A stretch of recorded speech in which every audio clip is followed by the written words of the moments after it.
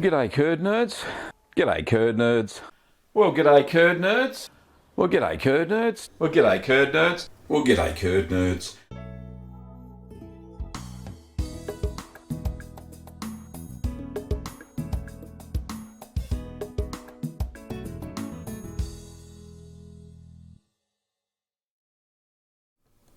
Well, g'day curd nerds. Lovely to see you all.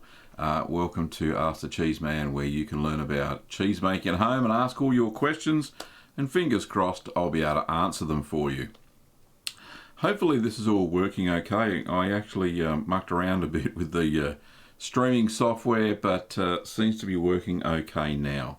Yeah, all good. So I can see the stuff going out, so lovely. So fantastic to see you all. Some great news. So straight off the bat, Kim had her surgery 3 weeks ago now, which is why we've been on hiatus for a little while. And yeah, she recovered well, and we went back for the results, and it was to clear some pre-cancer cells from the affected area where they found the tumour in the first place. Excuse me. Should have got that glass of water Kim suggested. Hang on. Okay. So they did the surgery to get rid of the pre-cancer cells, and good thing is that the margin is clear. There are no more pre-cancer cells around where they first operated. So that's good news. The second good news is she has finished chemotherapy. And is starting to recover from all that stuff that normally happens. So that's good as well.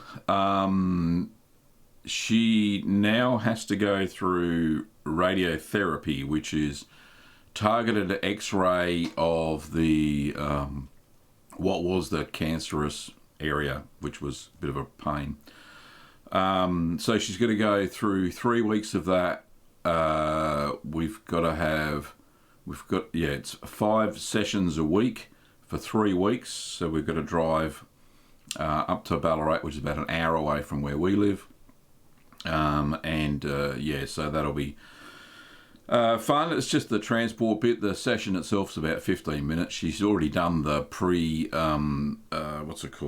the pre-testing, the pre-something. Kim, you can help me out anytime. It was just the pre-scheduling appointment to check, do measurements and all that sort of stuff. Anyway, that's all good.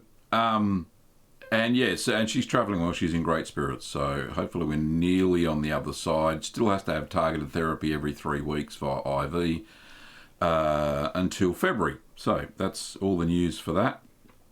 And she's doing well, and hair's growing back and all that sort of stuff. So it's never fun having cancer.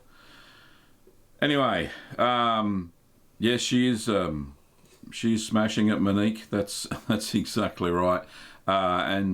She's in really good spirits, which is fantastic. Okay, now it'd be amiss of me to not say hello to all of the new members since we last had a catch up. So, planning radiotherapy. Thanks, honey. Yeah, I was struggling there a bit, love. Let's have a look. So the last one. So shout out for new YouTube members since the last live stream. Santosh Thomas. Thank you, Santosh, for becoming a YouTube member. Bratcher Pickering. I think that's how you say it. Thank you, Bratcher. Sebastian Lombardo. Thank you, Sebastian. Sabahattin Yilmaz. I'm sorry if I'm crucifying your name, but yeah, thank you very much, Sabahattin. I appreciate your YouTube membership. And Monique Wyatt, thank you, Monique. I appreciate your membership. Now over to patrons. So we've got patrons as well on the channel who get a different tier of service depending on how much they pay per month. G'day to Rain Francis Art. Thank you, Rain. It's your second time around on Patreon. Thank you. Jill Johnson. Thank you, Jill. Appreciate it. Jackson, thank you, Jackson, for your support. Benjamin Borge, g'day, Benjamin. And Sebastian Lombardo, thank you, Sebastian, for your patronage. That's all fantastic. Thank you so much for everybody for financially supporting the show and for all current and past YouTube members and patrons. I appreciate it. Okay, videos, right. So, a lot in the planning stage, but none on the shooting stage. I've got a partially shot studio video. We've got a new studio in the backyard. Partly a YouTube studio, partly for video editing, partly for our business, Little Green Workshops. So really we're going to be doing kit development out there, also restocking with a little restocking room which holds a lot of stock, which is fantastic. And there'll be a kitchen area where we can prepare new kits. I can make cheese and film it out there. Instead of using the kitchen, I've got a new sous vide, so I'll be doing that as well. So that'll be absolutely fantastic. So that there will be a video. I'm thinking that I'll put it on my vlog channel. I don't know if it's appropriate. I don't know. A thumbs up from people whether they want to see a the studio being built. It's in time lapse. Plus there'll be a tour at the end and my comments on what we're going to use it for and all that once it's fully kitted out. It's not far off being finished. We just have to finish off fitting out the studio, and then I'll release it. There will be a Gouda taste test. I'm going to film that today, this afternoon. There'll be a Persian feta taste test, which I'm going to film today, but they'll be released, weekly as we go along.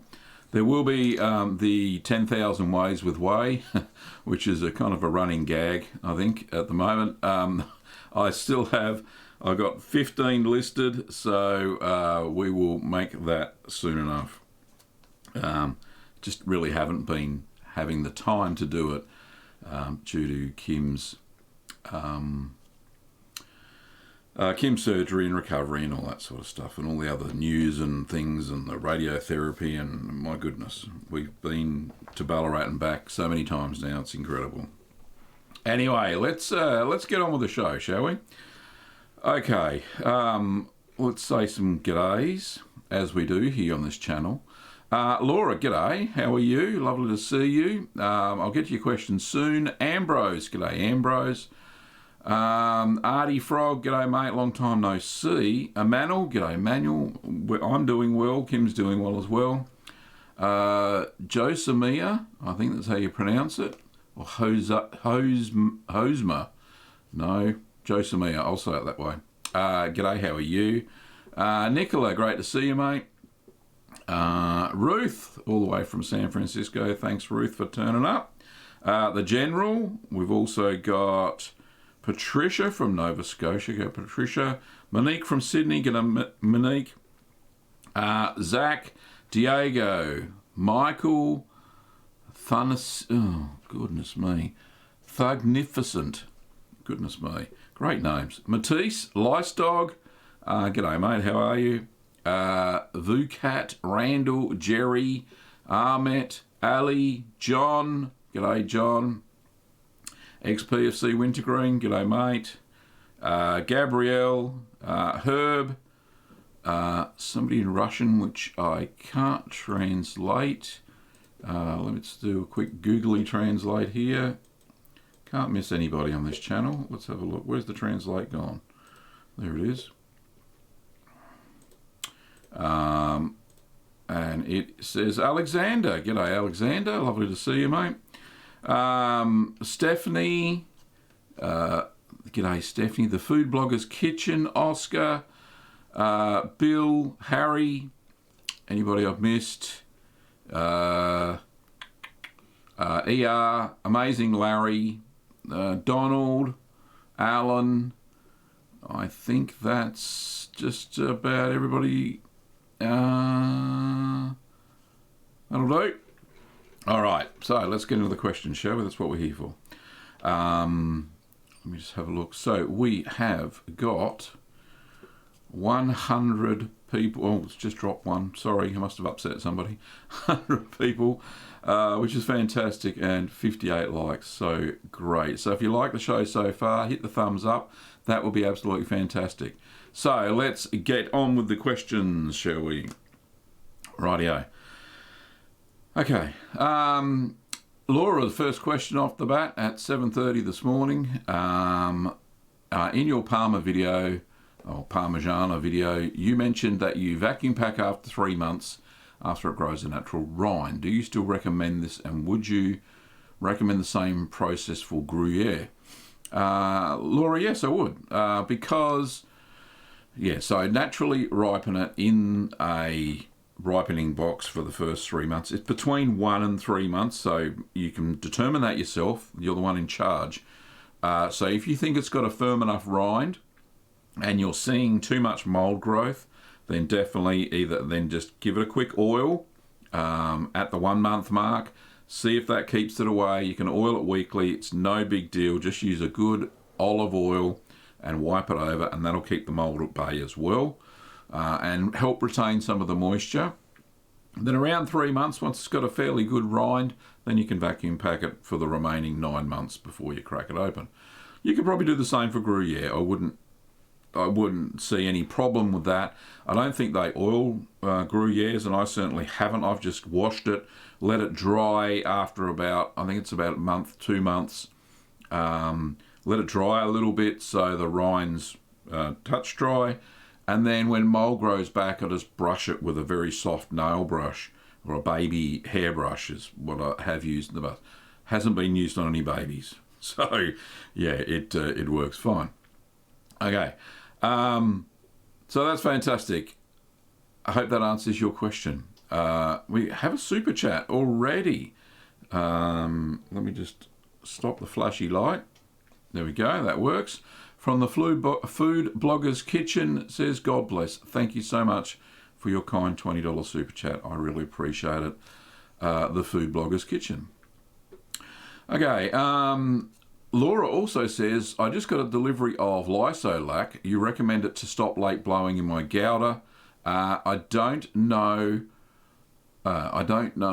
for a while if it works, as I don't make much cheese in summer. It's too sunny. Fair enough, Laura.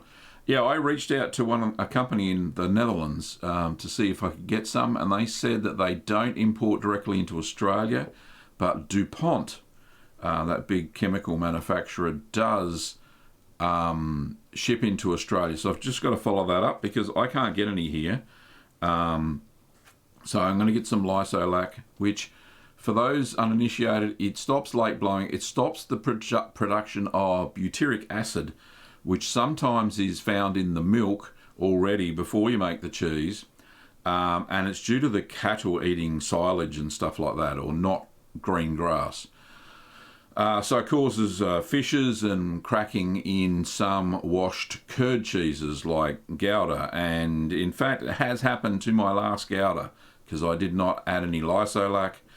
It's not necessary if you've got good milk and you know where the stuff's come from, but I think because the grass is not growing fast enough at the moment in winter here in Australia, they must be feeding them on silage. So I've got a late blown cheese, which we'll have a good look at today. Well, when I produce the taste test video, I'll have a good look at it today anyway. Okay, Artie Frog says, you realise you need humidity in your cheese cave, but how does the humidity work if you vacuum seal your cheese? Well, good question, Artie. It doesn't. You don't need your cheese cave to be humid.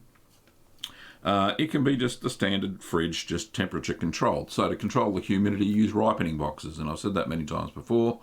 So your ripening box can either have a moist cloth in the bottom under the rack, and that produces enough humidity to be about between 80 and 90%. And initially when you first put the cheese in there, it does drain a little bit away still, so you'll find moisture gathering on the bottom of the box anyway. Make sure you check it in that first week every day, because you'll find that there's condensation on the top of the lid in the ripening box, and sometimes that drips down onto the cheese, and that'll ruin your cheese. You don't want all this water or moisture sitting on top of your cheese, so you have to check that. That's how you maintain the humidity. Vacuum packing or waxing, it doesn't really matter. That's from experience. So, yeah, no problems. Josema says, or Josema says, hi Gavin, is the Manchego cheese, which type of lipase do you recommend, mild or sharp? When do you recommend the use of very sharp lipase? Thank you for this channel. Okay, I think in traditional Manchego in Spain, it's made using the milk from Manchego sheep. Now, sheep's milk is high in lipase anyway, so they don't actually add it during that cheese making process when they make it traditionally. Now, because in my recipe I'm using cow's milk, I tended to add some mild lipase, so calf lipase. So there are, I think it's 3 types of lipase. So there's calf, kid, and piglet lipase. And so the calf's the mildest. Strong is from calves, and extra strong is from piglets. So yeah, they're the 3 types. Now I only stock in Astor the mild lipase. I find the strong one is just so overpowering. It makes the cheese smell a little bit, let's be frank, smells like vomit. So I tend not to use the sharper lipase in my cheeses because it's just doesn't do anything for me. We've got another super chat. So this one's from Ruth. Thank you, Ruth. Gavin, for bee linens wash, do you have to make a wash fresh every time you use it and then throw out what is left, or can you make enough for a week or more and use it each time? Great question, Ruth. I probably haven't expanded on this during the cheese making process. Now, the last washed rind cheese that I made on the channel was not so long ago, and that was, goodness me, I can't remember what it was. So out of touch. It was, and it's not even here. It's not on my list. Doesn't matter. Somebody will remind me in a second anyway.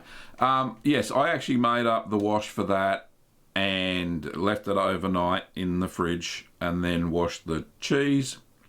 And then I kept the little jar that I had with the wash, and I kept it in the fridge for, I think it was about 5 days odd, and I washed it for 5 days in a row. And that bloomy rind was, washed rind was very smelly. Yeah, so that was, what was it? It was along the ash line. Morbier, that was the one. There you go. It's been a while. So yeah, I used it for a week. I didn't make a fresh one. Seemed to work okay. Didn't have any problems. Got to remember that I didn't add enough salt with that Morbier, so I knew that the paste, it worked. So the washed rind part worked because the cheese was soft in the middle, which is fantastic. Big thumbs up there, but there was not enough salt to inhibit some of the bitterness, so I really didn't have enough salt. But anyway, yeah, so you're right. You can leave it for about, I left it for 5 days, and that worked fine. You know, we're only making small amounts. It's not like we're a commercial dairy making bucket loads of the stuff. So no, I didn't have to throw it out. But thank you for your $20 super chat. Really appreciate it, Ruth.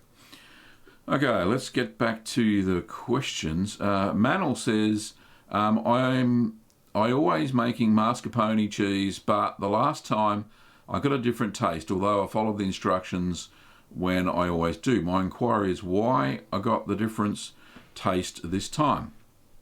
Well, let me ask you a question, Manel. What did you do differently? There must have been a variable that changed to make it taste different. Absolutely have to be. I can't diagnose it with that amount of information.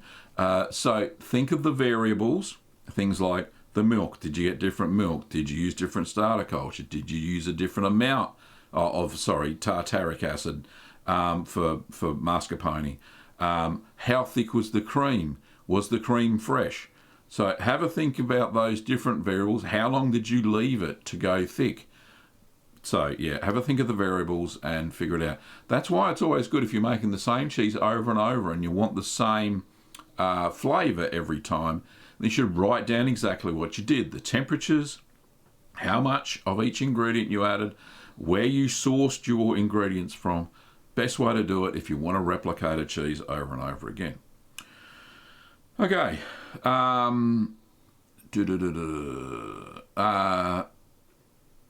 Jose Mia says, regarding pressing underway, do you recommend it for the Manchego? No, I have never done that, so no.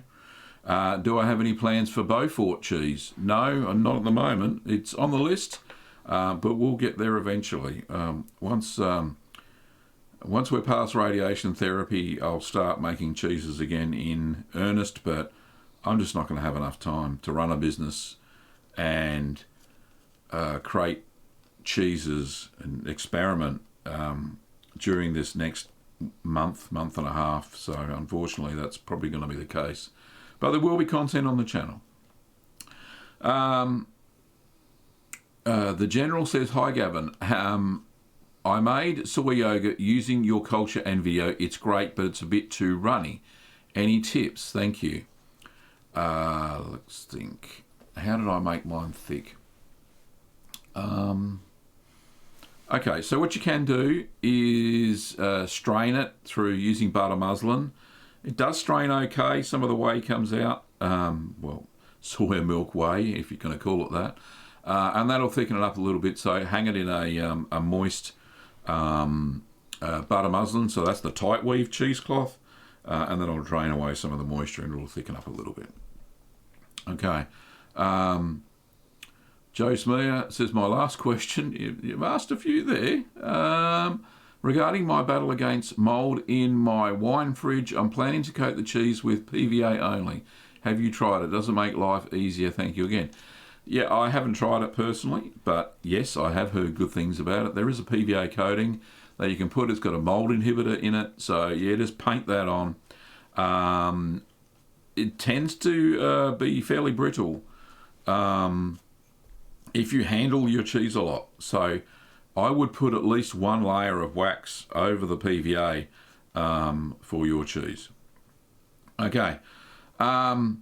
Ruth says, can't wait for the 1000 Ways with Whey video. It's a great running gag. We'll get there. Don't worry about that, Ruth. My ricotta factory runneth over. Now I have my 20-litre pot. Oy vey. Very cool. Right, so we've got another super chat there. Thank you so much. Stephanie, thank you very much. I've seen vodka made from whey after making cheese. What do you think about it? I think it's more of on a commercial scale, very hard to do for the home cheesemaker. I actually did a podcast episode on it not so long ago, well, all right, about a year ago, where I talked about vodka being made, and it was being made at a university. I think they make a lot of gin and vodka in Tasmania from whey. In fact, there's some companies that are exclusively making that sort of thing. I think it's from sheep's whey even. So yeah, it's possible, but I don't think it's possible for the home cheesemaker unless you buy a lot of equipment. I haven't even checked out the process, Stephanie, I'm sorry.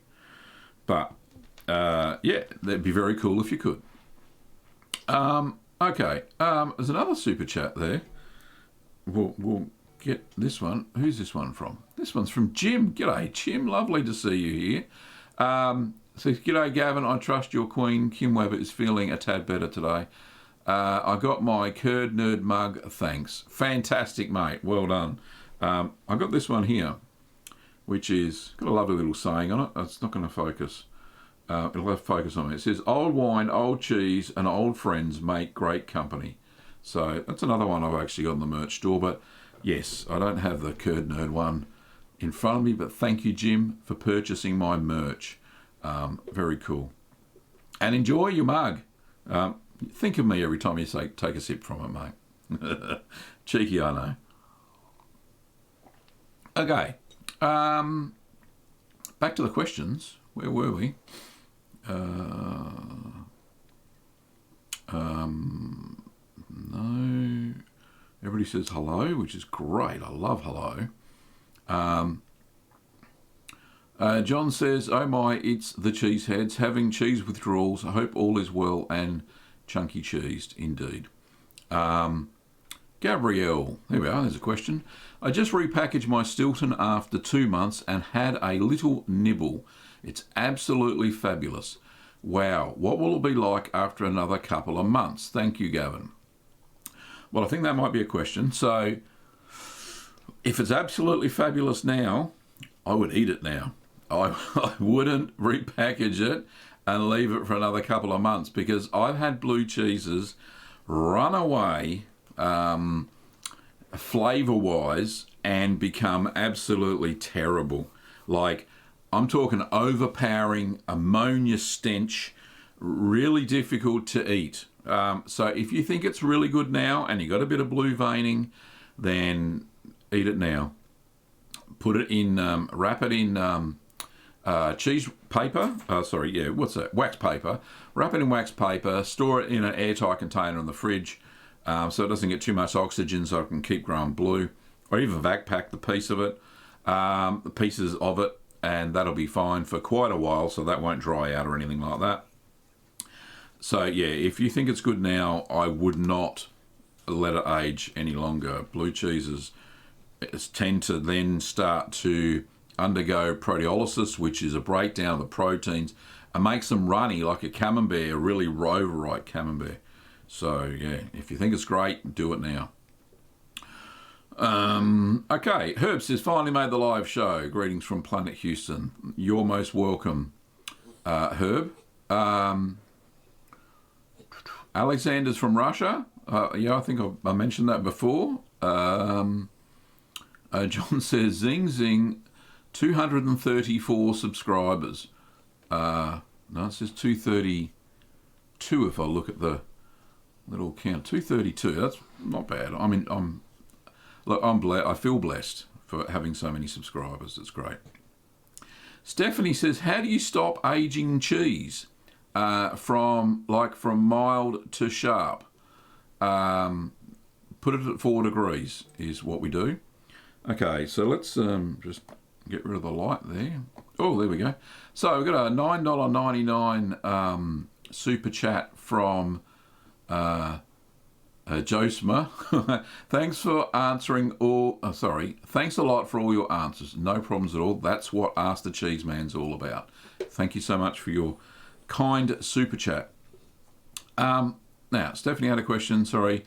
How do you stop cheese aging? Right. So basically, take it out of the cheese cave, 13 degrees, and put it down to 4 degrees in the kitchen fridge, and that'll stop the aging quick smart. And the flavour you have now should be roughly the flavour you have in about 6 months. There will be a little bit of aging that goes on, a little bit of breakdown of the proteins and fats, but it'll be okay. So that's how you stop it. Put it in the fridge, in the kitchen fridge. Okay. Oscar says, g'day Gavin, tuning in from Buckinghamshire, England. G'day, mate. And where are we? Steve's from Melbourne. G'day, Steve. Lovely to see you. Harry from Brisbane. Ahmet from Turkey. Food bloggers. Is that Texas or Tejas? No, maybe it's Texas. Where's the next question? Where are we? Benjamin says, should I use calcium chloride when making lactose-free cheese? Thanks. Yeah, definitely. If the milk has been heat treated, which it mostly has, most of those lactose-free cheeses, they're not really lactose-free. They've just had, what's it called? An enzyme called lactase. That's it. Lactase added to the milk, which therefore splits the lactose sugar from a complex sugar into 2 simplex sugars, which is glucose and galactose. So it had lactose in it. It's now been split into 2 simple sugars. But yeah, normally it's pasteurised, so you have to use calcium chloride. So if you go back and have a look, there's some videos, Kimmy, if you can pull them up. There's the mozzarella lactose-free cheese, if you can find that one. And there is there's a kefir made lactose-free as well. which is a quick aging cheese, and that works very well as well. I think I added calcium chloride in both of those. So the milk is still milk, it just has a different sugar in it. Okay. Amazing Larry says hello from, what's that? Yokosuka? Yokosuka. That's how you say it. Naval base in Japan. G'day, mate. Diego says, after my initial frustration, after you told me to stop trying cheese with ultra-pasteurised milk, I was able to locate the only supplier of pasteurised, unhomogenised milk in Buenos Aires, which is in Argentina. Yep. My fast mozzarella was delicious. Well done, Diego. Yep, you get yourself a good source of milk and amazing things happen. You'll be able to make just about every single cheese that I make with that unhomogenised milk. That'd be fantastic. Okay, we've got another super chat going on, which is from George. G'day, George. Let's just turn that off so nobody has a fit. Okay, hi from Austin, Texas, Gavin. Hello, that's a long way away. Love your channel and hope to make my own one day. Your own channel or your own cheese? 2 questions for you. What is your absolute favourite cheese that you have made? And outside of the cheese making, are there any other hobbies I enjoy? Yeah, all right, great question. So, my absolutely favourite cheese, well, I normally say this is all the cheeses, but I am quite partial. Let me think, some of the cheese I've made recently. I do love a really nicely made, and sometimes I don't make them very nicely, really nicely made washed rind cheese. So things like Tilsit or Port Salut, Ochre, that sort of thing. Tilsit was probably one of my favourite ones because it was made with a thermophilic culture. Very tasty indeed. It was something I'd never really tried before. So washed rind cheeses, very nice if you can make them okay. I was disappointed with the Morbier because it was a little bit bitter. But if I added more salt, then it would have been a perfect cheese. So washed rind cheese is very nice. I like all the bloomy whites. I really like blue cheeses. In fact, I haven't met a cheese that I didn't like, really, except for processed cheeses that pass themselves off as real cheese. So that's really a pain in the bottom when they try and do that. I really don't like processed cheese at all, with one exception where I made a semi-processed cheese, the American cheese that I made, but all I did was use my old cheeses, a combination of my old cheeses, and basically and added some sodium citrate to it to make them melt a little bit better, and I made a nice cheese, and that did taste quite nice. But that's the only processed type cheese, and I made it myself, got one additive. Yeah, so hopefully that answers that question. I really do like all the cheeses. That's kind of why I do it. And outside of cheese making, are there any other hobbies? And we've got another super chat. We'll get to that one in a sec. Other hobbies. I do like brewing when I get the time. I made a mead once. I'm still drinking it. It's very, very nice. It's even better now. It's a year down the track. So that's delicious. Technology is one of my big hobbies as well. Video making, video production. I really enjoy doing that. Hence why I've got a YouTube channel, so that kind of helps. But, you know, I recently bought a new camera for the studio. I'll show you that because you asked. Oh. So for the live stream, I'm using a Panasonic Lumix G7, which is a proper dinky-die camera, about $800. I bought this one the other day. This is going to up the video production. This is a Lumix G9, which is one of their top-of-the-range cameras. So the video is going to be a lot better. It's got a lot of better features. Autofocus is much better. Stabilization is fantastic. So I'll be able to do better vlog videos and much better cheese making videos. So I got this the other day. So very cool camera. And technology, audio. I love doing audio stuff as well, which is like doing podcasts, which reminds me I've got to film a podcast episode today as well. So hopefully that answered your question. Thank you, George. Appreciate it, mate. Now, the other super chat was from Toby. Toby said, Cheers for getting us into cheese making, Gav. Best wishes to you and Kim. Do you know where to get a curd harp like yours in the UK? From Toby and Erica. Well, thank you so much for your kind £5 super chat. I appreciate it, Toby. Curd harp like yours in the UK. Ooh, might be difficult. I haven't come across any curd harp makers. The only one that I know of is Steve Benz, but he doesn't ship outside the US. I think he did. Somebody told me the other day he shipped to somebody in Canada. Could have been Patricia, actually, who's in the chat. But I'm not sure he ships to the UK. Surely there's somebody. There's some plans on my Little Green Cheese blog, which is, if I can find it, where is it? Let's go to... No, that's podcast. Right, here we go. So let's go to this chat one here. So let's find it. Curd harp. Yeah, let's have a look. Make your own curd cutter. There we go. So I'll put the link. Oh, that's a big ad. I don't like her. There's everything's going on. Right, let me just get the link and we'll go back to camera one. And I'll put the link into here and you can go and have a look. There's some plans, basically. Hopefully, did that work? Oh, I didn't even see it. There we go. Yeah, there we go. There it is again. So that, thank you, Toby. That there's some plans on how to make them from my good friend David in Manitoba, Canada, and it's the one he sent me. He sent me a curd harp way back when. It's one of the first original ones that I made.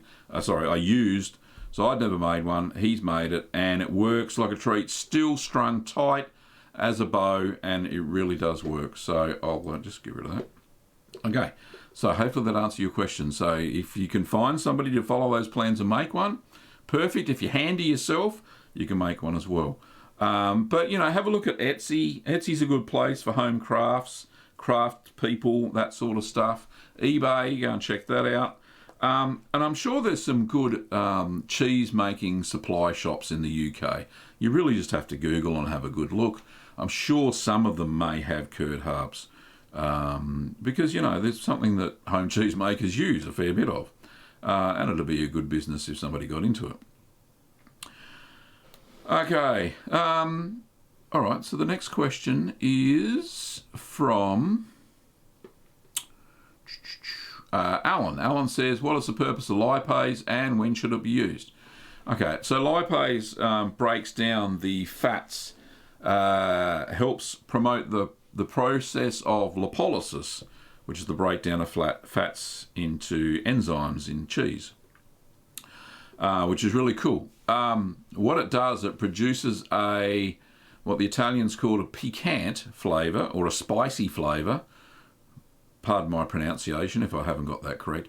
But sharp flavour like in Parmesan and Romano and those hard Italian cheeses that have a sharp and a smell that's just unique.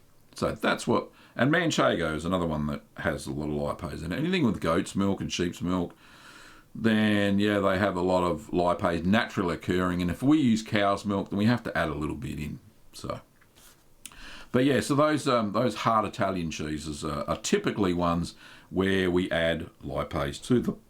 Oh, pardon me. Okay. The food bloggers kitchen says, hi Gavin, are you still going to make that mac and cheese that I asked for a little while ago? I know you've probably been busy, just want to remind you, glad that Kim is better, praise God. Mac and cheese, yeah, my son he devours mac and cheese, so I'm sure I've got some great cheeses in the cheese cave that are just sitting there doing nothing, so I'm sure I can make some mac and cheese.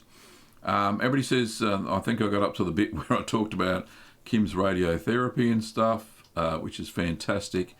Got another super chat there. This one's from Stephanie. Stephanie says, do you prefer calf rennet or veggie or chemical? Good question, Stephanie. Let's just break that off.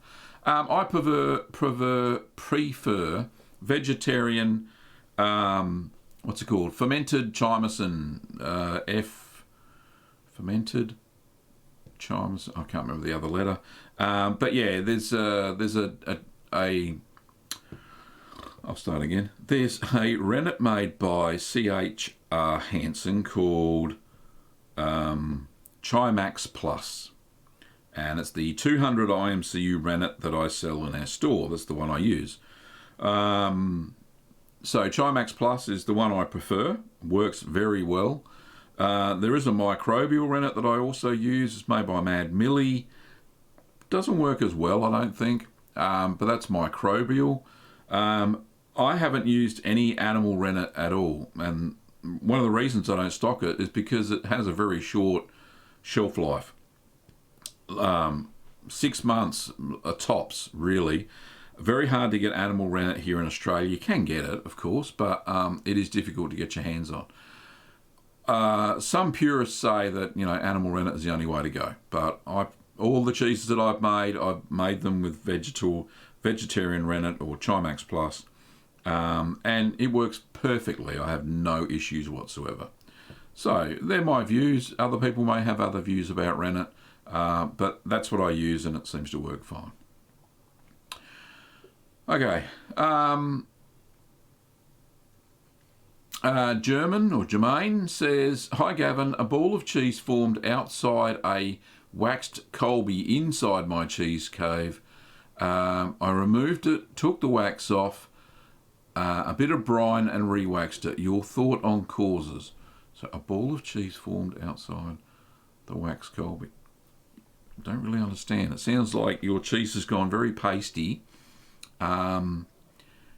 and it seeped through a hole in the wax. Is that what I'm reading? A ball of cheese formed outside a waxed Colby in my cheese cup. I removed it, took it off. No, overzealous something in your cheese. Don't know. Maybe it's become late blown. Can't really tell without pictures, unfortunately. And where are we? Next question. Jadu says, "I accidentally added white mould to a blue Stilton. I did add the blue mould as well. What will I end up with?" Well, a very creamy cheese, probably with a lot of white mould on the outside, depending on how much you added. Yeah, it did add the blue, right? Cool. So that may work. Hopefully the blue takes over first, before the white mould gets a grip on the outside of the cheese, and that should work okay. What you'll get is basically a very big cam blue. But what you can do, let me think, will it work? If you wash off the outside with brine, that'll probably kill the blue as well. So you'll have to play along, see what happens. Either way, it'll turn into a very tasty cheese if you mature it. Okay. I'm sure there's thousands of other questions. I haven't even got there yet. For some reason, my computer says it skipped itself ahead. Okay. Sorry, another super chat. Let's just get that going. Okay, it's from Andrew. Andrew says, "I'm planning on making a 20-litre batch of your Parmesan." 20 litres? Whew. Okay, I've hopefully worked out the correct ingredient quantities. I was wondering, do I still use quarter a cup of water for the extra rennet, or should I use half a cup? I'd use half a cup, mate, definitely. A little bit more to dilute. That'll be fairly strong if you don't. So definitely half a cup. Now, the largest batch of Parmesan I made was, I think the last one that I made, which was about a year ago, and that was 15 litres. So I got a yield of about 1.2 kilos. Remember, you're using semi-skim milk, so the yield's going to be lower anyway. So you probably get it between a 1.5 and probably a 1.5 kilo, which is 3.5 pounds, of cheese out of that. So yeah, with Parmesan, it's best to make as big a batch as you possibly can. Sounds like you've done your maths and figured it all out, but yeah, use half a cup of water to dilute the ingredients. That's perfect. And thank you so much for your kind $10 Australian super chat. Okay. Let's see. Next question. Moving right along. Lots of people here. Donald says, Gavin, can I use a mini wine refrigerator as a cheese cave? Definitely. Of course you can, Donald. Yeah, it'll be fine. You can set the temperature fairly well. As long as your climate's not doesn't have too hot weather. I found I had a wine fridge, and it uses the Peltier effect. It's a piezoelectric refrigerator. It's not a full refrigerator.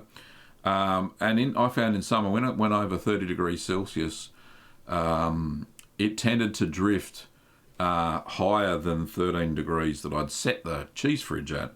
And in fact, one blistering 38 degree day, which is 100 Fahrenheit, it was up to 20 degrees. So it was 7 degrees out of band, and the cheeses in the cheese fridge started to sweat oil, and that's not good at all. It really does muck up your maturation.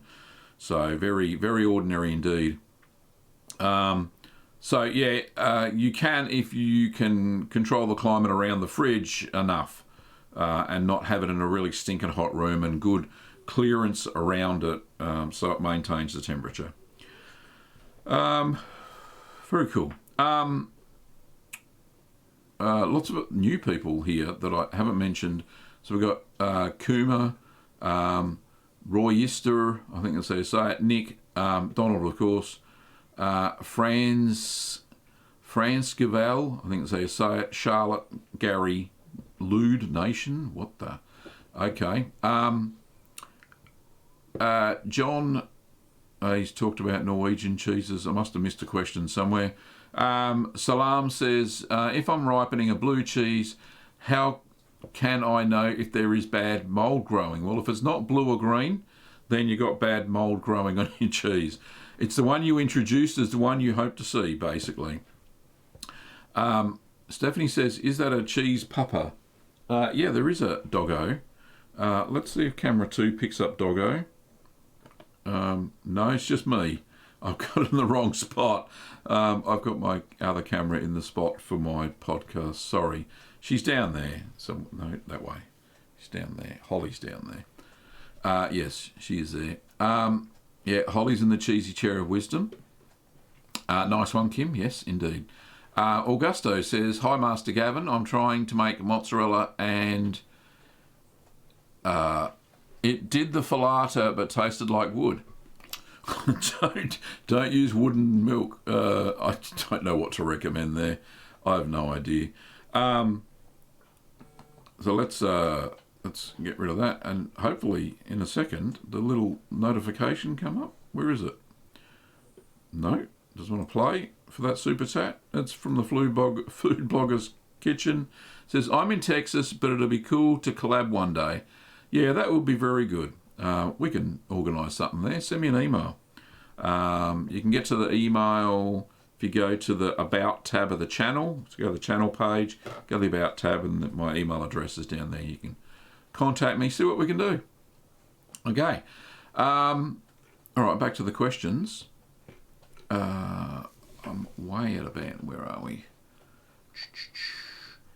How much time we got left? Oh, only 12 minutes. My goodness me. It's a long time. Kim's been banning lots of people. That's good to see. I like that.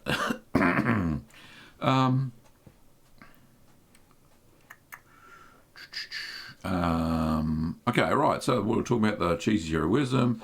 Nicholas says, hey, Gavin, I probably watched 50 of your videos just trying to learn about cheese making. Do you have a particular video or cheese you recommend is my first attempt? First attempt depends on what type of cheese you want to make, mate. I think really if you're looking for a semi-hard cheese that's easy to make, quick, try Caerphilly. Caerphilly is one of those cheeses that because it's over salted, rarely does it go bitter. It only takes 3 weeks to mature, so it's a good all-rounder cheese to start with if you want to make a proper cheese. Not saying that fresh cheeses aren't proper cheeses. It's just it'll be your first something that people would associate cheese with cheese. So there you go. Yeah. Oh, thanks. Yeah, I'm getting a bit croaky. It's 9:30 if you want to. My assistant has brought me. Oh, the dogs are awake. Everything's going on. My producer Kim, the lovely Kim, has brought me a glass of water because she can tell I'm going a bit croaky here. And we can go to 9:30. Oh, and she said we can go till 9:30. So we've got another. What's that? 40 minutes. 40, half an hour. Yeah. Okay. That's a bit better. Alrighty. Okay, yeah, so kefili. There's the question. Where are we? Joachim says, are there any vegetarian options you can recommend? Well, all my cheeses are vegetarian except for the ones where you add lipase, because I use vegetarian rennet. Yeah, all the starter cultures are vegetarian except for lipase, which is a pre-gastric enzyme. Yeah, so use the vegetarian rennet that I got, and yeah, if you're happy to use milk, if you're a lacto-ovo vegetarian, then go for it. Carrots, I don't know what that is in reference to, but that's okay. Egger says, can you make goat's milk or cow's milk kefir? Yes, you can. Are you asking me to make it? Or is that a question saying, can you make it? Yes, you can. You just get some kefir grains and add them to your milk and heat the milk up. And there are natural mesophilic and thermophilic cultures within kefir grains. There's a great book by David Asher called The Natural Art of Cheesemaking. Pick that book up. If you're into kefir grains and to make a kefir grain cheese, then he's the man for you. He does everything naturally using kefir grains. So go and check that out. It's a great little book, and you can pick it up on wherever you get good books. Andre says, a new cheese nerd from, doesn't say where you're from. What's up, guys? Not much doing the cheese stuff. Very cool. And Nicholas said Morbier. Yeah. Okay, thank you, guys. Yes, it was Morbier. So you remember my videos better than I do. So much going on in our lives. The General says, hi, Gavin. Can you possibly do a vid on how to scale up and scale down cheese recipes, i.e. how to adjust rennet? Thanks. Yeah, it's simple maths, but we can do that. I have done podcast episodes on scaling and what you have to do. It's just like making a cake. Halving the mixture or doubling the mixture, it's the same thing. Scaling up or down a recipe. Good suggestion. I'm sure I can do something simple there. It's on the list. Graham says, do you know there is a drug in cheese which is 10% of the strength of opium? Yes, it's called casomorphine. Yes, it is indeed a drug. That's why people love cheese so much. They are addicted. I certainly am. I cannot go without cheese. Okay. ICS, I don't know how to say that. Hello, Curdnett. Have you ever used kefir yogurt to make any cheese? No, I haven't. I've used other yogurts to make new yogurt because of the cultures within it, and that works well. Don't really get kefir yogurt here in Australia. I haven't seen it for sale, but yeah, it's simple enough to make. Where are we? Nicholas says, family over the internet following man. I've lost too many people to cancer in my life. Own life. You do what you got to do. Yeah, no problems, Nicholas. Thanks, mate. Yeah, that's why we cancelled or rescheduled 2 live streams, and I haven't made a video since I made the feta, the marinated feta, which today we're going to be making some because Kim's feeling a lot better. Andre says, made feta, but it came out too soft. Do I press it for a longer time? Yes, if you want to make it more crumbly and a little bit firmer, then definitely press it longer, maybe a little bit harder as well, a bit more weight. Okay. Aga says, hiya, Gavin and Kim. Glad you're around. Thank you, Aga. Appreciate it, mate. Tofty says, I'd like to make gouda, but I'm afraid that it might be bland. If I skipped washing the curds or adding some lipase, would this add more flavour? It wouldn't be a gouda. It'll be a totally different cheese. You could follow that process and skip washing if you wish, but it'll be a lot more acidic and be a totally different cheese. It wouldn't be gouda. But yeah, go for it. You do anything you like. We've got another super chat. This one's from Charlotte. Thank you, Charlotte, for your £5 super chat. I appreciate it. Hi, Gavin. Thank you for all your videos. I appreciate it. Thank you, Charlotte. Okay. Mark Webber. Oh, there you go. The racing car driver is on my channel and says, new cheesemaker, wondering what makes one cheese melt versus non-melting. Okay, so it's the acidity of the final cheese that makes a cheese melt. So if it's got a high pH, so it's towards 7, which is neutral, because milk normally starts off about 6.8, it doesn't melt. If you've got a pH around about 5.3 to 5 of the final cheese, it'll melt. No problems at all. So yeah, that's what determines meltability, is the acidity of the cheese. John says, ethanol alcohol is ethanol, whatever source of product used, and probably very smooth. There are ancient ways of putting milk into wine and alcohols, and calcium pulls out tannins and polyphenols. Yeah, I've actually seen milk for getting rid of tannins in wine as well. But yeah, very interesting. You can make ethanol, anything with sugar in it. I think you'd have to use a special yeast to do it with whey. But yeah, I think that's what they experimented with and have finally found a yeast that metabolizes the lactose, converts it into glucose so that the yeast can eat it and convert it into ethanol. Anyway, very cool. Emo's Bunny. Sorry, little writing. I have to make it bigger. What is your recommendation while experimenting for new types of cheeses? What is my recommendation while experimenting for making new types of cheeses?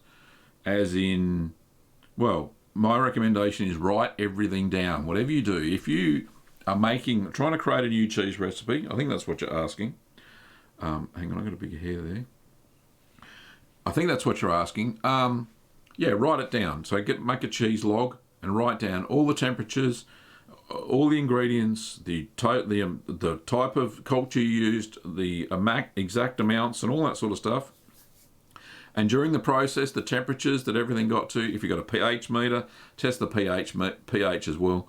So when you finally get around to tasting that cheese, and how long you matured it for, all that sort of stuff as well. When you finally get around to tasting it and you go, that's the one, then you'll be able to replicate it. So that's what I recommend.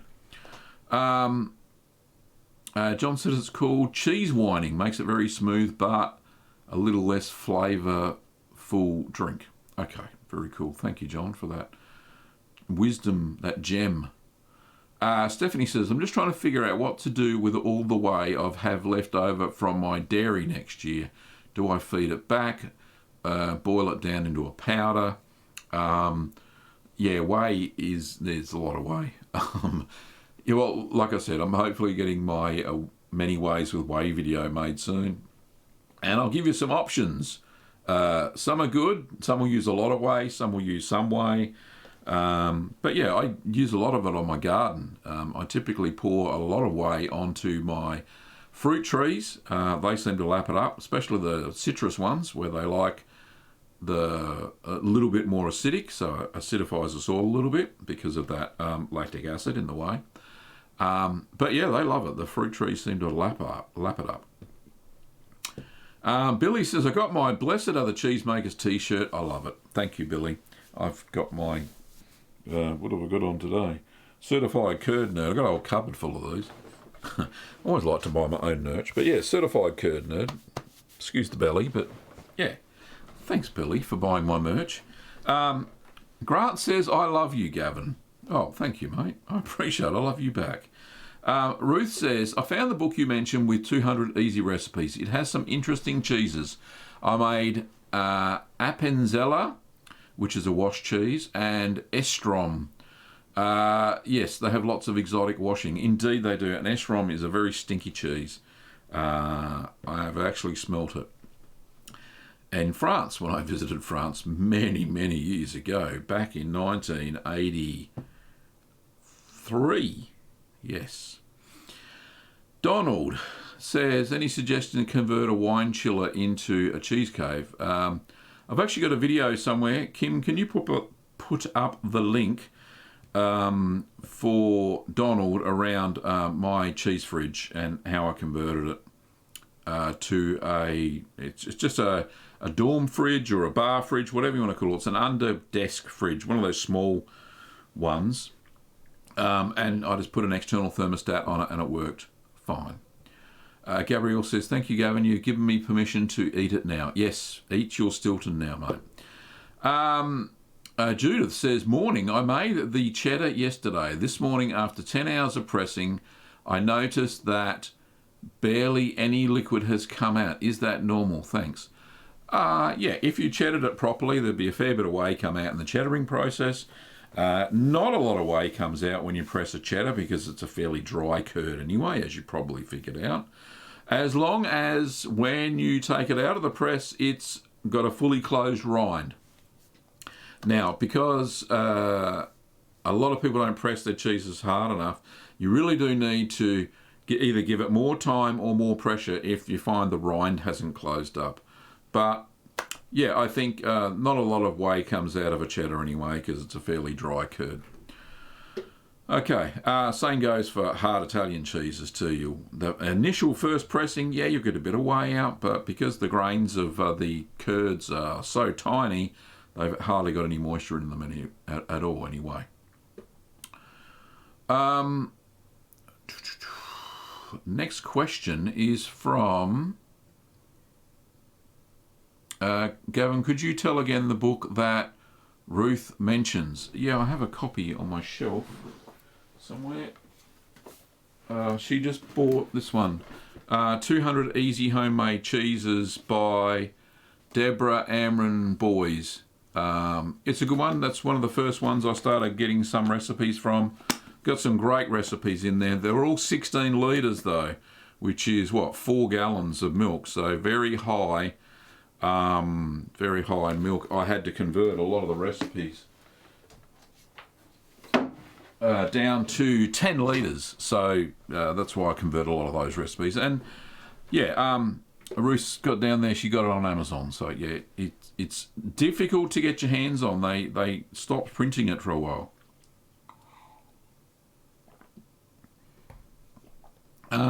Trevor says, how much are the t-shirts? Well, they're on them. You should be able to see them. If you're on a desktop, you should be able to see them on the merch shelf below. I'll pin one. How's that sound? Let's see if I can do that. I'll pin the one I'm wearing now. What I'm looking at. Oh, I've got to find it now. Where is it? What's it called? Certified Goodness. Yeah, okay. I'm getting every other t-shirt except that one. Goodness me, where is it? Is it right? I cannot find it. G'day, curd nerds. Oh, there we go. Certified curd nerd. No, that's a sticker. T-shirt. Sorry, I'm just talk amongst yourselves. Oh, here we go. This will do. Certified curd nerd. That's the one. Let's pin. How do I do that? Pin merch. There we go. All right. So at the top of the chat, there we go. You should see the pinned merch, and you can go to the Teespring store and you'll find all the merch anyway. So it's on the chat, pinned.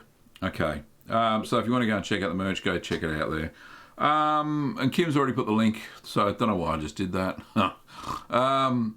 Cool. Let me just unpin it. Oh, how do I do that? Goodness me. Right, unpin that message because I won't be able to see the super chats. Next question is from Nicholas. I think he's asked the same question as a few other people have. What would you recommend for my first cheese? And that's forgiving and doesn't age too long. Yeah, definitely Caerphilly. Try that out, mate. Let's have a look. How do you make... Oh, Trevor says, how do you make cheese stuffed bread twists for a family dinner? I don't know. I'm not a baker. I'm a cheesemaker. Sounded like Bones then from Star Trek. I'm a doctor, not a cheesemaker. Yeah, yeah. Cool. Don't know. Go and have a look at taste.com and you should find a recipe for it. Subdude Smitty says, I'm a closet curd nerd in Texas. Just learned how to make cheese from store-bought milk. Thanks for the knowledge I've gained from your videos. Keep it up. I'm learning as fast as I can. Thanks, mate. That's what I'm here for, to help people start the hobby and enjoy themselves. Ruth says that I've been baking with ricotta. Ricotta, breads and muffins, everybody loves them. I love baked ricotta too. In fact, I got a recipe for baked ricotta somewhere. Where is it? Let's have a look on the on my thing. Let's have a look at baked ricotta. All right, yeah, I am a baker. I bake cheese. That makes sense. Baked ricotta. Here we are. Okay, over on the blog, copy. Where is it? Desktop. So over here we have baked ricotta, which I made quite a while. I used a fresh batch of ricotta. The recipe's there. It's from taste.com, but I duplicate it, and it tasted amazing. There we go. Look at that. Baked ricotta. Absolutely fantastic. Let me just pull up a picture. No, it won't go any bigger. Okay, so back to me. Let's put the link in there. Let's put the link in here. Right, baked ricotta. Absolutely fantastic, delicious cheese. You'll love it. Delicious cheese with bits, and it tastes nice. So, well done, Ruth, for baking. That's what we use, make cheese for them, to eat it and bake it and all that sort of stuff. Okay, somewhere in here, where are we? Kim's put links in. Where are we? I'm looking for the next question. Hayden says, hi Gavin, what is the best cheese to make as your first cheese? I already did this question. Yeah, Caerphilly. There you go. That's my recommendation. Lots of people being banned. Kim loves doing that. It's good. Aga says, sheer for you colonials. Righto, thanks, mate. Aidan says, hello from the Yukon in Canada. The milk I have access to is usually shipped a long way, is often frozen. Will this affect the cheese significantly? I've never made cheese before, but I'm hoping to soon. Yeah, good question, Aidan. A lot of people ask me questions about frozen milk. Now, if it's real milk and it hasn't been ultra pasteurised and it hasn't been ultra heat treated or UHT milk, it should be fine if it's been frozen. The structure of the milk is still all there, and it will set a curd. Trust me, I've done it before. I've used raw cow's milk frozen from Tasmania. Somebody brought it over for me, and that worked fine. I made a lovely Vicino Romano with it, cow's milk Romano. That worked perfectly. Also had somebody send me some frozen sheep's milk from up north of us. Excuse me. And that worked very well as well. So yeah, so I made cheese and the cheese turned out lovely, and that was a Romano, sheep's Romano. A Pecorino Romano. Very nice indeed. Reason I made Romanos with those raw milk is because, I didn't know the source of the milk. I didn't know the cleanliness of the animals and all that sort of stuff. So Romano is one of those cheeses where you can make, it has a fairly high temperature, and during the make, and a long aging period, so it'll kill off any of the bad bacteria that may have been lurking in the milk. So that's why I chose to make Romanos with it. But anyway, it's all good. But yeah, you can definitely use frozen milk as long as it's not, as I said, ultra pasteurized and ultra heat treated. Okay. John says, I'm told that mead gets better with time and age. Wait another 2 years and it'll be like Viking tea. Very cool. Got another question, super chat there. This is from Andrew. Thank you, Andrew, for your kind $5 super chat. Says, I've made a Stilton and maturing it in the ripening box. Every time I turn it, the bottom is really wet. Is this okay, or should I be drying it off? Yeah, look, it'll seep up moisture for quite a while, up to, well, it depends on how long you've been doing it for. If it's been for about a week, maybe 2, then it should start to dry off a little bit. Usually I find that after the 5 days of turning it in its hoop, that it's fairly dry and it should start to have blue mould on it already. If you find this is not the case, and the curds are still really, really moist, then you may have a bit of an issue. How to fix it? Let me think. Yeah, look, you can dampen, dry the whey off that every time you turn it. If there's whey in the bottom, use paper towel, get it off, and it'll help it dry out faster, I think, as well. So that'll work. Really don't want to return it to the press to press it any longer. It should have blue mold growth on it by at least the 10 days it should take minimum. I see it even at 5 days, depends on how rampant the blue mold is. So there's a few tips. Maybe the curds weren't cut small enough. Not sure. I really can't tell, Andrew, but hopefully that helps a little bit. But thank you for your kind super chat. Okay. John says, one can Google curd harps for sale in the UK and it pulls up Etsy and other sites. That's great. Thanks, mate. Nicola says, I 3D printed my curd cutters. Very cool indeed. You can use food grade plastic now in 3D printers. They work great. Herb says, I have one of Steve's curd harps. Works awesome. Not sure if international ships from the UK is okay due to the virus thing. I don't think he ships outside of continental US, but he's on Etsy. And he does custom ones as well, if you ask him. It'll cost you a little bit more, of course. Kuma says, was wondering, Gav, how many basic do you feel someone should make before successfully moving on to a more complex cheese? How many? I don't know, it's up to you. If you've got the confidence to take the next step, then take it. If you've made a couple of cheeses, look, I've seen people dive in, make Parmesan as their first cheese, wait 12 months and find it's a failure. I've seen people make Parmesan, wait 12 months and it comes out absolutely fantastic, which is one of the more complex cheeses. The more complex cheeses are the mould ripened cheeses. So you start adding moulds and you really have to care for those little puppies in the cheese fridge like they're babies. You really do have to tend them, turn them, make sure they don't get too moist, too dry, all that sort of stuff. So look, a basic farmhouse stir curd cheddar is a good one, as well as Caerphilly.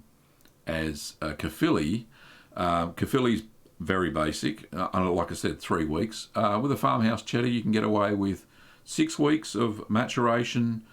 Probably better, 2 months is better, and better flavour. But yeah, there's some basic cheeses that at least you can put your toe. Don't put your toe in the milk. Brevibacteria and linens. You can dip your toe in the water and, ease into the cheese making process. But yeah, so a good farmhouse cheddar, stir curd cheddar. You'll see lots of recipes on my website, on the YouTube channel, and Caerphilly, which there's a few recipes of that as well. Okay. Another super chat there. I haven't seen it come up, but we'll get the light. That one's from Stephanie again. Thank you for your kind $2 super chat, Stephanie. Which is best for long-term storage, wax or vacuum pack?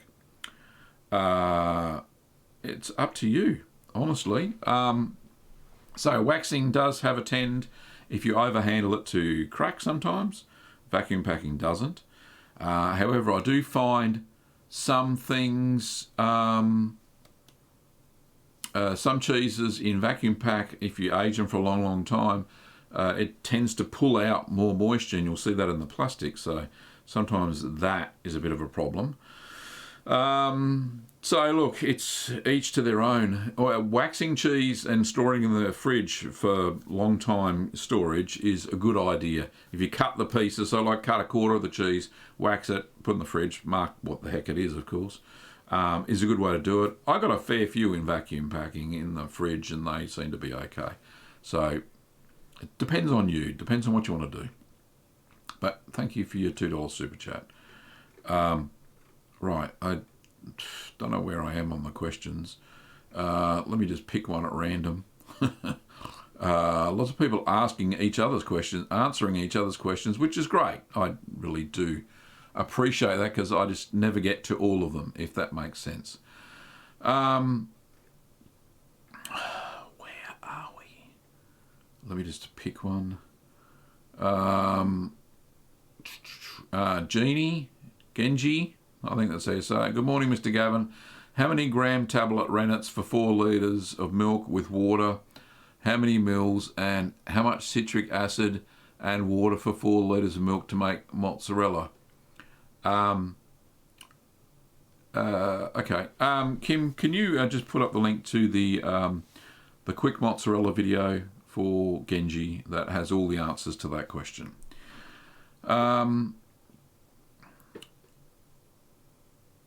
Where are we? Russell says, favourite add-in ingredient for an Asiago?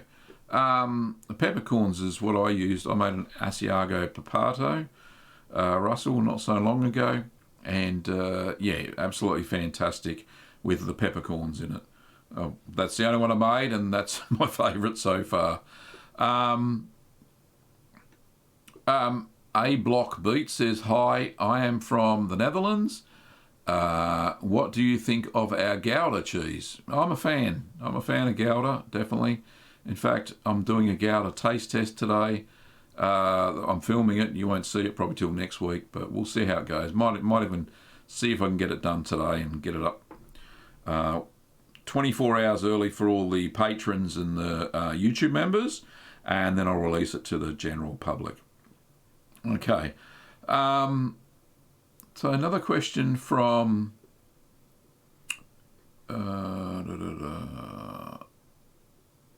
where are we?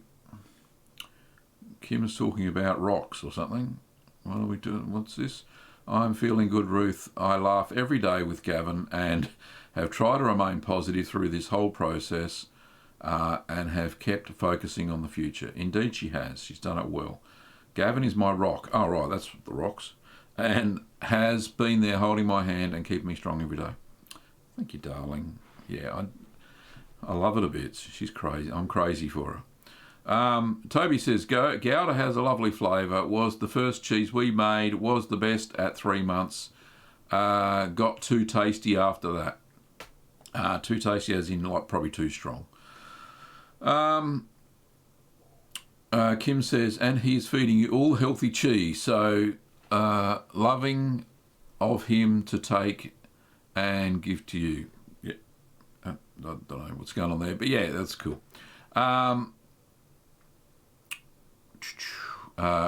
Patricia, I think, has a question here.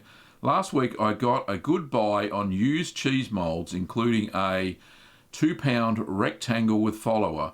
What cheese do you suggest making with this shape? Something characteristically four-cornered and pressed. Brick cheese, definitely. Give brick a go. Great flavour. Even Limburger, yeah, that's a rectangle one.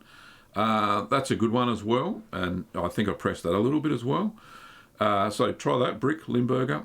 You can also use that rectangle mould for making halloumi. So instead of pressing it between two boards, you could use your rectangle mould, Patricia, with the pressing plate or the follower, and you can press the halloumi that way, and then cut it up into bits, pop it into the hot way, and watch it float, and then it's ready to salt and eat and all that stuff. So there's a couple of suggestions, or 3 suggestions, for your rectangle mould. Well done.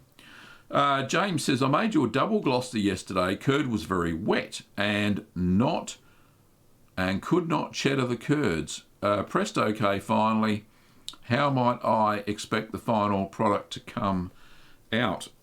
Hopefully salted it enough, because I tend to find that if the curds were wet, maybe you didn't cut the curds small enough. Possibly didn't stir it long enough. Don't know, it wasn't there. Very hard to tell. The final cheese will come out a lot moister than what a double Gloucester probably would. Jordan says, g'day everybody. He's like an hour late, but yeah, I missed the weekday chat. Yeah, I know, mate. It's very hard to do at the moment. Klaus said, it's really difficult to find cultures you use in my country. Can I simply use a piece of cheese, say like Roquefort, in lieu of culture? No, you can't.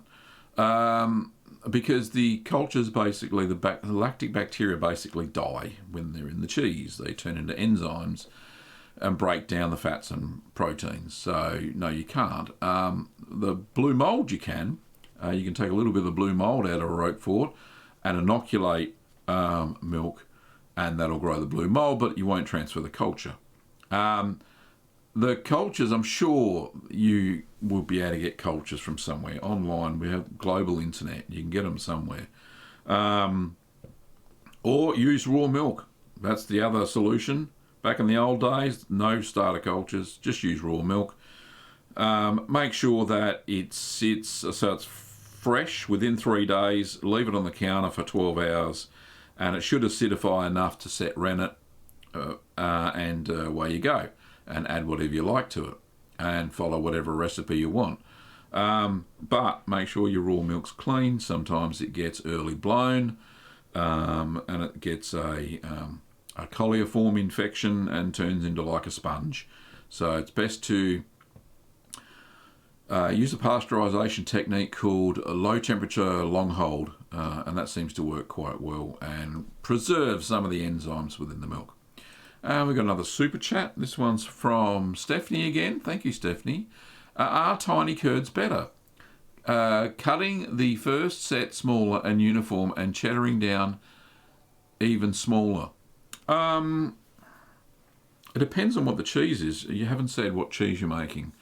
Smaller curds are better if you're making a harder cheese. If you want less whey in your final cheese, then the smaller the curds are during the stirring, the better they are. So if you have a look at it, here's an example. So if you're making something like camembert, you don't even cut the curds, or sometimes you can, but they're really large and they hold a lot of moisture, and that's why you put them into hoops. And they hold a lot of moisture. That's a moist cheese at the end. If you look at Parmesan or Romano, you cut the curds with a whisk. So you're cutting them down to rice grain size pieces. Tiny, hardly any moisture. That's why it's a hard, dry cheese. So yeah, whether you cut the curds big or small determines on the final hardness or moisture content of the cheese. So that's basically what that's all about. And it's up to you. You didn't say which cheese. I know it says you said cheddaring, so maybe cheddaring will make it even harder. Be very dry cheese if you do that with a cheddar. Okay.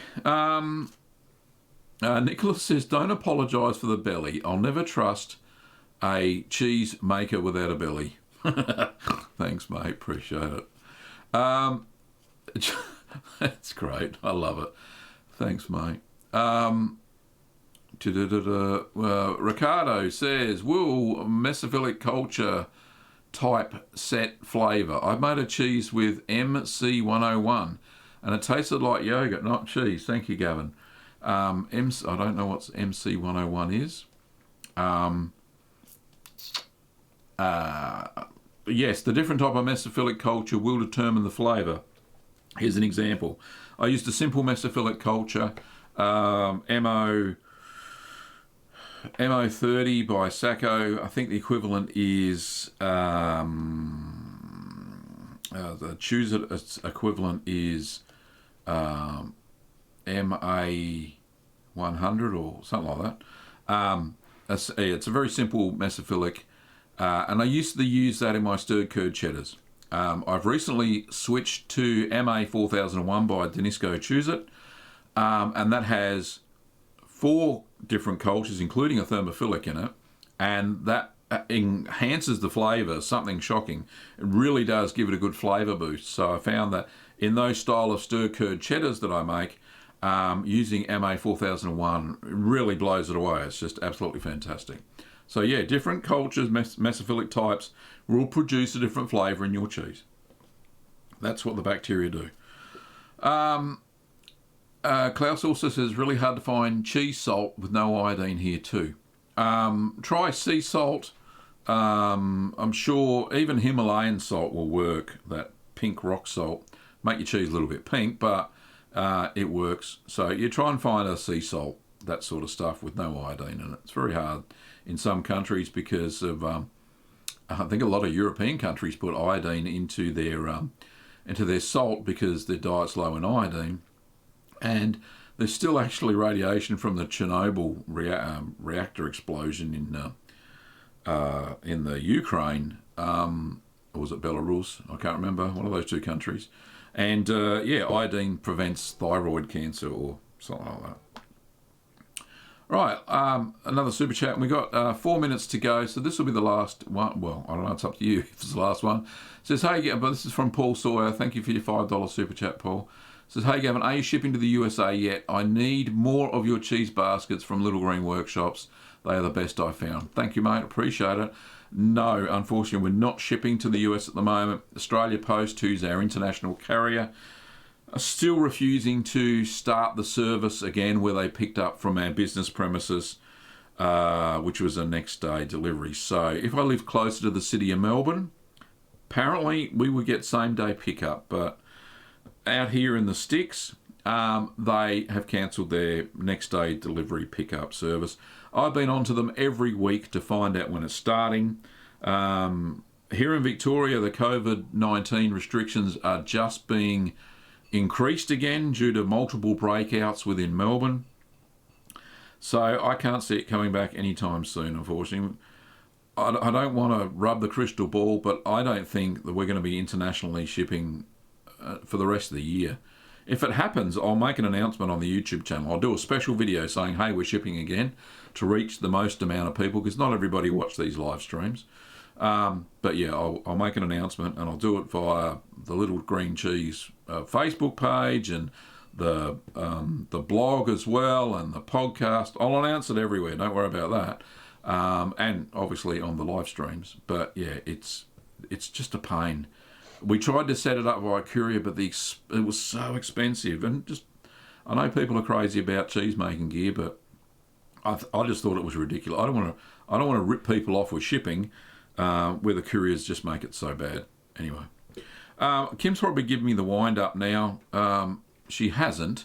I'm at the bottom of the chat. I've missed so many questions, and I'm so sorry for that. But hopefully everybody had a lot of fun. And yeah, if you want to support Kim and I's endeavours in making cheese making videos and these live streams, you can hit the join button below for YouTube memberships, or you can go to the link that Kim just put in the chat for Patreon. What's that? Moth Charm says, I love you, you're my celebrity crush. Never thought this silver fox would be anybody's. See, silver? Anybody's celebrity crush. But yeah, thanks, Moth Charm. I love it. If you want some merch, like the cups and all that sort of stuff, and Reba has sent me a sticker. Thank you, Reba, for the sticker. You don't get a flashing light, but thank you for the $10 sticker that says thank you. Take care, everybody. We'll see you next weekend, all being well. If it's not, I'll let you know via the community tab, and that'll go into your feed. You can go to the merch store. Don't forget to visit, if you're in Australia anyway, Little Green Workshops. Oh, you do get a little, there you go, there's your little thing. Thank you, Reba.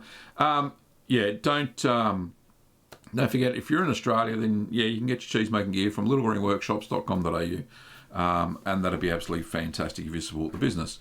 But we'll keep shipping stuff as we can, and like I said, once we go international again, we will let everybody know everywhere that we have a presence. So, very cool. Kim says, "You're my crush, darling." Thank you, darling. You're amazing. Anyway, thanks, Curd Nerds. We've gone half an hour over time as it is, and it's been lovely talking to you all and answering all of your cheesy questions. Thank you so much for your cheesy questions. If you didn't get them answered today, come back next week, give them a go. If you get them in early enough, then I have a good chance of getting to them. If you really want them answered, then yeah, it's super chat, but it's up to you guys. Thank you so much for your support, ongoing, everybody who's supported the show financially today, and thank you to everybody who's asked a question. All right, until next week, thanks, Curd Nerds. We'll see you next time.